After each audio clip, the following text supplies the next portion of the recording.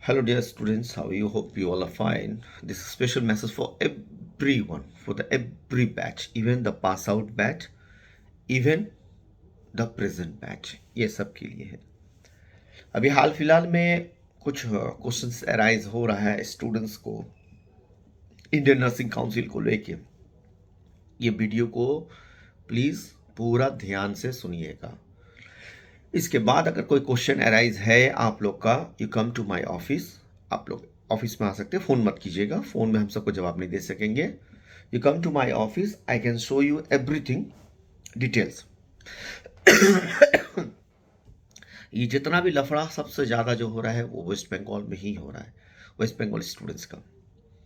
सबसे बड़ा प्रॉब्लम ये है कि हम लोग के वेस्ट बंगाल के स्टूडेंट्स, हम लोग not West Bengal students are और गार्जियंस, ये मैसेज गार्जियंस को भी दीजिएगा, हम लोग लड़ना नहीं जानते हैं. हर चीज़ हम लोग को बस मिल जाए फ्री में, हम लोग मेहनत नहीं करना चाहते. यही सबसे बड़ा प्रॉब्लम है. आज इसी चलते ही आज जो चीज़ सही चीज़ को भी हम लोग को गलत करना पड़ रहा है, गलत को सही करना पड़ रहा है. ना about the Indian nursing council, एक कॉलेज को इंडियन नर्सिंग काउंसिल से एफिलेटेड होना है या रिकॉग्नाइज्ड होना है या करिकुलम चलाना है, ये टर्म्स ही किसी को नहीं पता कि what is INC. INC was establish in 1947. It is itself a fix system. INC 1947 में हो ही नहीं सकता है बिकॉज संविधान ही तो 1950 में शुरू हुआ, 52 में जाके हम लोग को फाइनलाइजेशन हुआ. इसको लेके सुप्रीम कोर्ट में पूरा तहलका भी मचा था और इंडियन नर्सिंग काउंसिल हारा भी था. फॉर एग्जाम्पल मैं आपको ये दिखा सकता हूँ. ये आप आके कभी भी हमसे आके चेक कर ले. ये टोटली सुप्रीम कोर्ट का पूरा पेपर मेरे पास है, वर्डिक्ट मेरे पास है टोटल. आप जब भी चाहे आके यहाँ आके देख सकते हैं कि सुप्रीम कोर्ट ने क्या कहा है इंडियन नर्सिंग काउंसिल के अगेंस्ट में.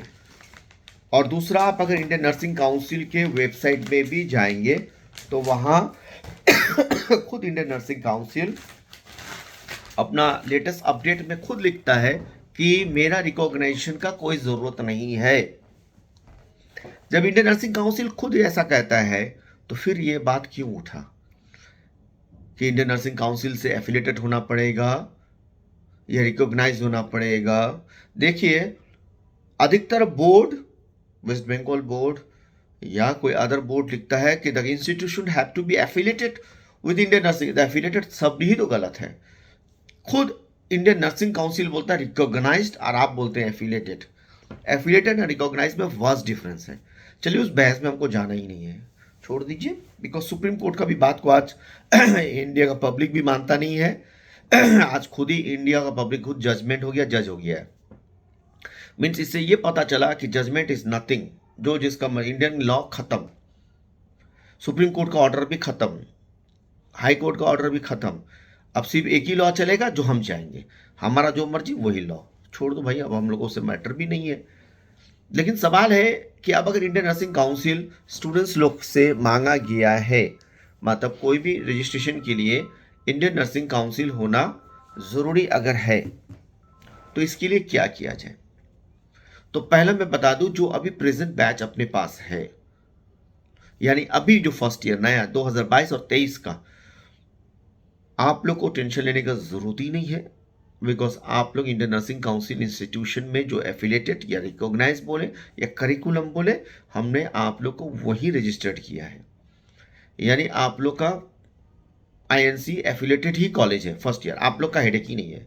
जो भी प्रेजेंट बैच बीएससी और जीएनएम चल रहा है, ठीक है ना, जिसमें कुछ स्टूडेंट्स हैं जैसे शाहनवाज, अश्विनी वाला ग्रुप, ये जो ग्रुप है बीएससी वाला, और उधर जीएनएम वाला जो ग्रुप है, नया बच्चे लोग जो आए हुए, उन लोग they are in the under the INC only. उससे पहले वाला जो बैच है जिसमें बंसी का, दे आर ऑलरेडी आईएनसी. उसके साथ भी जो है संजीविनी, ऑलरेडी 31 जनवरी को जीएनएम उसका आईएनसी मिल चुका है. और वेरी सुन, क्योंकि दोनों वेरिफिकेशन एक साथ होता है, डिपार्टमेंट अलग है, वेरिफिकेशन एक साथ होता है, डिपार्टमेंट सिर्फ अलग है. जैसे एचएस और माध्यमिक बोर्ड वेस्ट बंगाल है, लेकिन डिपार्टमेंट हायर सेकेंडरी का अलग है, वेस्ट माध्यमिक का अलग है. सेम इसी तरीका से आईएनसी एक बोर्ड है और उसका डिपार्टमेंट अलग अलग है। एक डिपार्टमेंट से हम लोग को परमिशन मिल चुका है और दूसरा डिपार्टमेंट का आने वाला मिल जाएगा। नेक्स्ट है ओम शांति धामा, शांति धामा। ओम शांति धामा का भी कमिंग मंथ में हम लोग को आईएनसी मिल जाएगा, क्योंकि ऑलरेडी पेपर जमा हो चुका है, इंस्पेक्शन भी हो चुका है। और ट्रिक्स अब हो गया शांति धामा। शांति धामा का भी इंस्पेक्शन हो चुका है, उसका भी 2-3 महीने में मिल जाएगा। अभी हम लोग के कॉलेज में जितने भी स्टूडेंट जो भी कॉलेज में पढ़ रहा है, all has been apply for the INC. और इसी साल highest to highest June July तक सबको आईएनसी मिल जाएगा, बिकॉज इतना झमेला कोई भी अब संभालना नहीं चाहता है। सुप्रीम कोर्ट का ऑर्डर होने के बावजूद भी अगर कोई इस तरीका से करेगा तो इससे बेहतर है कि अपना आईएनसी हो लेना बेहतर है। क्यों लड़े? अगर स्टूडेंट्स के लिए ही लड़ना है, जब स्टूडेंट्स ही नहीं मानता है तो जरूरत ही नहीं है। इसीलिए मैं कहता हूं कि all the college we have been put the paper for INC, जिसमें से ऑलरेडी संजीवनी हो चुका है और 1 महीना में बीएससी भी हो जाएगा। ओम शांति धामा अब लाइन पे है, शांति धामा भी लाइन पे है। आने वाला मंथ में दोनों हो जाएगा। वंशिका पहले से ही है, कैपिटल से जो पास आउट है उन लोग आईएनसी है। इधर फिर अपना रूही कॉलेज भी है, उधर रॉयल कॉन्करेड भी है। सबको ने आईएनसी का अप्लाई कर दिया इसी साल। अब रहा सवाल, अगर आईएनसी हो चुका है लेकिन वो तो 20 या 21 का बैच है या 19 का बैच है, बैच कभी कभी हो, वेस्ट बंगाल ने एक नया रेसिप्रोकल का नियम निकाला है जो मैं इस लिंक में दे दूंगा, आप लोग देख लीजिएगा, जिसमें लिखा हुआ है कि अगर उस 4 साल के दौरान में, 3 साल के दौरान में, पढ़ाई के बीच में कभी भी आईएनसी आ जाता है तो वो अप्रूव्ड है। ये मेरा बात नहीं है, ये वेस्ट बंगाल ने कहा है। वेस्ट बंगाल नर्सिंग काउंसिल ने कहा है कि अगर इस 4 साल और ये 3 साल का जीएनएम और 4 साल के बीच में कभी भी आईएनसी आ जाता है तो बच्चा अप्रूव्ड है वेस्ट बंगाल में रजिस्ट्रेशन करने के लिए। अब सवाल है कि वेस्ट बंगाल में रजिस्ट्रेशन करके ये अपना स्टेट में रजिस्ट्रेशन का फायदा किया, सिर्फ गवर्नमेंट जॉब के लिए और बाकी कोई फायदा नहीं है। प्राइवेट के लिए आपको कोई स्टेट का जहाँ का है वहीं का भी हो जाएगा, लेकिन गवर्नमेंट जॉब के लिए ये चाहिए। आपको गवर्नमेंट अगर अप्लाई करना हो तो रजिस्ट्रेशन उस स्टेट का ही चाहिए। ठीक है, आने वाला साल में फिर क्या चेंज होगा पता नहीं, क्योंकि हमेशा चेंज होते रहता है। हम जब से ये नर्सिंग स्टार्ट किए हर साल कुछ ना कुछ नया चेंजेस देखते रहते हैं। आप अगर 2022 2022 1 अगस्त से पहले का रेसिप्रोकल वेस्ट बंगाल में देखेंगे तो वहां आईएनसी मांगा ही नहीं गया, सिर्फ आप स्टेट नर्सिंग काउंसिल से पास आउट है, दैट्स एनफ। कुछ क्राइटेरिया दिया गया है, 6 महीना काम करना पड़ेगा, ये करना पड़ेगा तो आपको रजिस्ट्रेशन मिल जाएगा। रात शाम 6 बजे के बाद रेसिप्रोकल का नियम चेंज हो जाता है 1 अगस्त के बाद, जहां आईएनसी मांगा गया। अब सवाल है कि जो पहले पढ़ा हुआ वो तो वेस्ट बंगाल का ये सिस्टम देख के ही ना बिना आईएनसी वाला में पढ़ा, तो उन लोगों का क्या होगा? तो उन लोग के लिए भी अप्लाई किया गया है, एक लेटर भेज दिया गया है, वो बैक वाला को भी उन लोग को रजिस्ट्रेशन हो जाएगा। जो अभी मेरा प्रेजेंट बैच है, there is nothing worry about that things.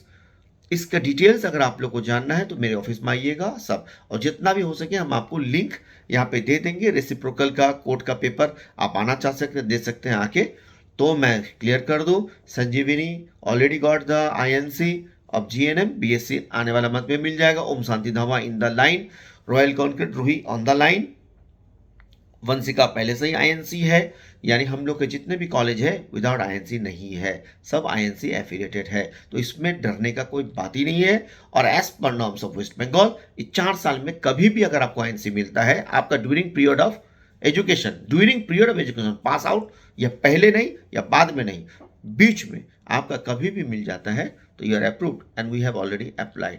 अगर ये क्वेरीज से आप संतुष्ट है, वेल एंड गुड, नहीं तो आप हमसे आके मिल सकते हैं ऑफिस में इस आईएनसी के बारे में और डिटेल्स जानने के लिए। क्लियर? आप लोग को घबराने का कोई बात नहीं, इधर उधर का कान देने का बात नहीं है। खुद आप वेबसाइट इंडियन नर्सिंग काउंसिल का वेबसाइट में जाइए, आपको लिस्ट खुद ब खुद मिल जाएगा। आप अगर इंडियन नर्सिंग काउंसिल का वेबसाइट में जाएंगे, 2000 समथिंग दिखा रहा जीएनएम स्टूडेंट, एक 1700 कुछ दिखा रहा बीएससी। जाहिर समझ ऑल ओवर इंडिया में सिर्फ 3-4 हज़ार कॉलेजेस नहीं है, बहुत सारा कॉलेजेस हैं, तो बाकी लोग कहाँ गया? बंगाल में ही देख लीजिए, 200 100 दिखा रहा है, 100 भी नहीं दिखा रहा है। तो क्या बंगाल में सिर्फ 100 ही कॉलेजेस है क्या? नहीं, अभी आईएनसी ने बहुत सारा लिस्ट अभी दिया ही नहीं है, अभी अभी अभी अपलोड ही नहीं किया है ना।